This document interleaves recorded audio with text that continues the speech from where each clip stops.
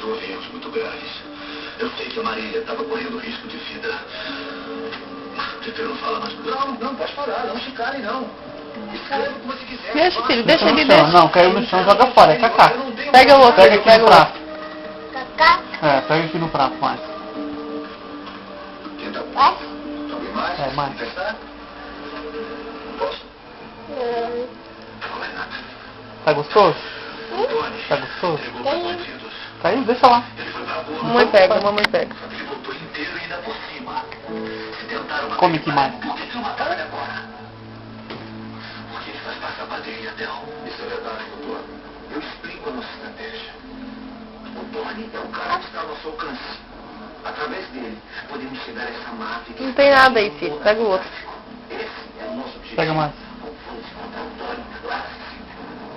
Usar o Tony para descobrir a gangue toda. Gente de poder nesse país, muito poder. Eles entraram aqui, se infiltraram, mataram os nossos. Depois pode ficar muito pior. O estrago pode ser... Ó, pega ali, filho, pega. Ele tá achando que caiu. Caiu Não no caiu, prato. filho, caiu ali, Tá ó. dentro do prato, pega, Pega ele no ali. prato. Pega outro. Difícil acreditar que entre vocês alguém matou o Walter. É, doutor. E olha que o Walter era safo pra caramba. E forte.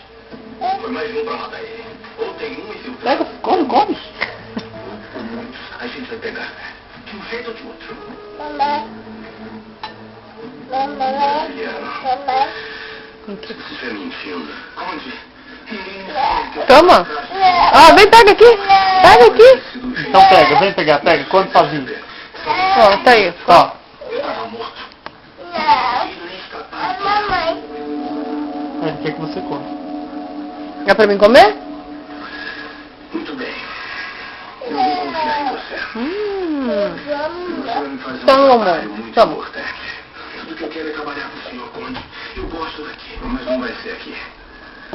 Você vai se aproximar do Tucci para ficar próximo do Marco Iago. Esse vai ser o seu trabalho.